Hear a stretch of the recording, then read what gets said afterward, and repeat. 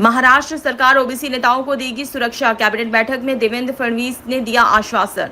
महाराष्ट्र के प्रमुख ओबीसी नेताओं को राज्य सरकार सुरक्षा मुहैया कराएगी। कैबिनेट बैठक में देवेंद्र फडणवीस ने ये आश्वासन दिया है। राज्य के ओबीसी नेताओं और मंत्रियों समेत गृह विभाग की खुफिया जानकारी की मदद से हमलों को रोकने के प्रयास राज्य के ओबीसी नेताओं और मंत्रियों समेत गृह विभाग की खुफिया जानकारी की मदद से हमलों को रोकने के प्रयास किए जाएंगे।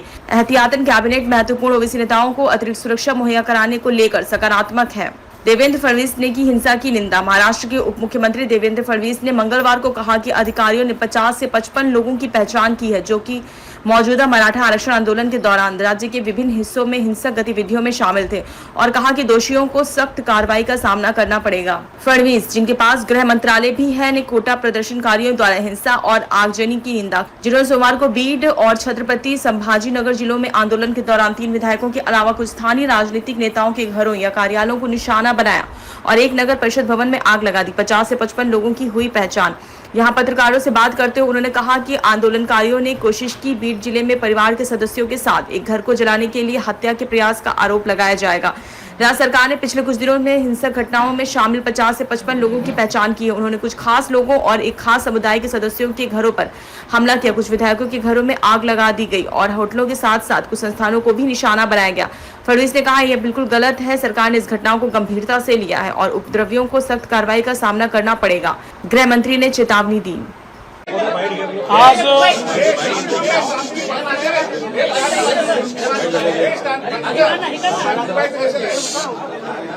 आज मंत्रिमंडळामध्ये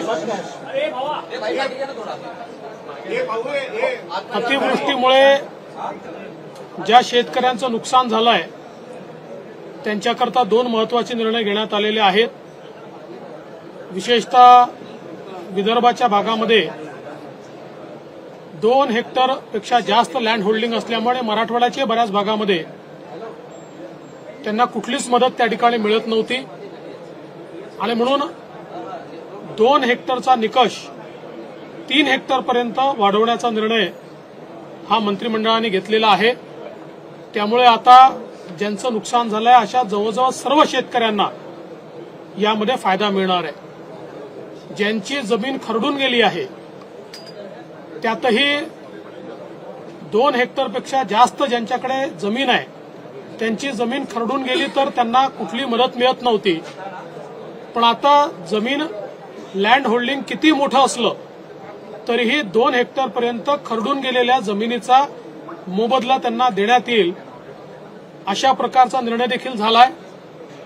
त्यासोबत एखाद्या शेतकऱ्याच्या जमिनीचा काही भाग खरडून गेलाय आणि बाकी ठिकाणी पिकाचं नुकसान झालंय अशा परिस्थितीमध्ये त्या शेतकऱ्याला एकच मदत मिळत होती, परंतु आता खरडून गेलेल्या जमिनीच्या संदर्भात ती खरडून गेल्याची मदत त्या ठिकाणी त्याला मिळणार आहे आणि उर्वरित भागातली जी काही पिकाचं नुकसान झाल्याची मदत आहे ती मदत देखील त्या ठिकाणी शेतकऱ्यांना मिळणार आहे।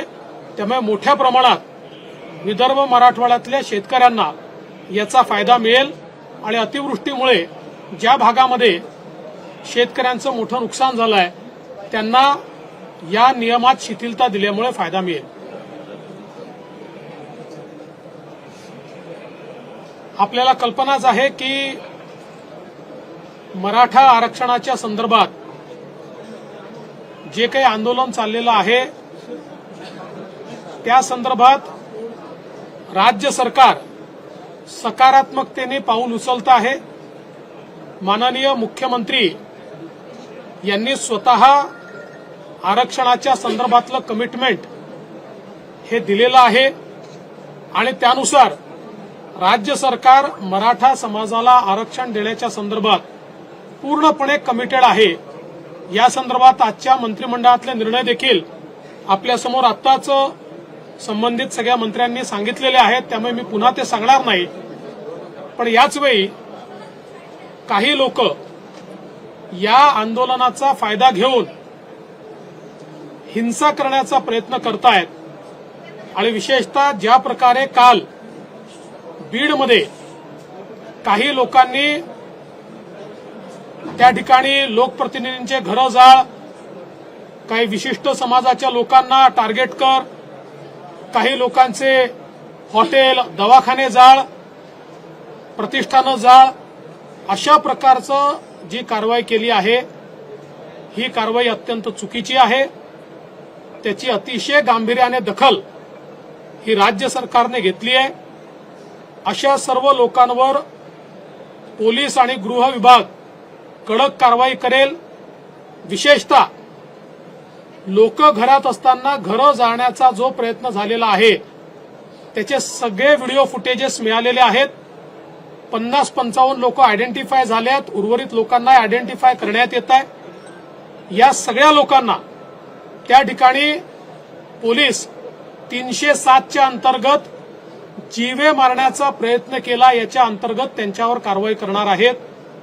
अशा प्रकारे कोणाला मारून टाकण्याचा प्रयत्न, कोणाची प्रॉपर्टी जाळण्याचा प्रयत्न हा जर होत असेल तर मला असं वाटतं की पोलीस बघ्याची भूमिका त्या ठिकाणी घेणार नाहीत आणि म्हणून अतिशय कडक अशा प्रकारची कारवाई या संदर्भात करण्यात येणार आहे. जिथे शांततापूर्ण आंदोलनं चाललेली आहेत त्याच्यावर कुठलीही कारवाई करण्यात येणार नाही. शांततापूर्ण आंदोलन करण्याचा सगळ्यांना अधिकार आहे. त्यांचं म्हणणं ऐकून घेतलं जाईल. मात्र हिंसेला कुठेही थारा दिला जाणार नाही. या संदर्भात आवश्यकतेप्रमाणे ऍडिशनल फोर्सेस मागवण्यात आलेले आहेत, मोबिलाइज करण्यात आलेले आहेत, ते ठिकठिकाणी ठेवण्यात आलेले आहेत आणि जोपर्यंत या ठिकाणी शांतता होत नाही आणि अशा फोर्सेसला त्या ठिकाणी पकडलं जात नाही तोपर्यंत पोलिसाची कारवाई सुरू राहील. आणि या संदर्भात दुर्दैवाने ज्यावेळेस अशा घटना घडत होत्या त्यावेळी काही राजकीय पक्षांचे नेते किंवा कार्यकर्ते देखील त्याच्यामध्ये सामील असल्याचं लक्षात येत आहे. त्याचे व्हिडिओ फुटेजेस असर्टन झाल्यानंतर त्याची माहिती देखील आपल्याला पुरवण्यात येईल.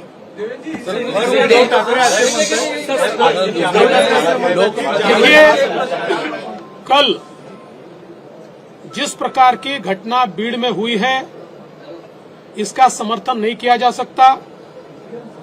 मराठा आरक्षण के संदर्भ में राज्य की सरकार पूर्ण रूप से सकारात्मक है.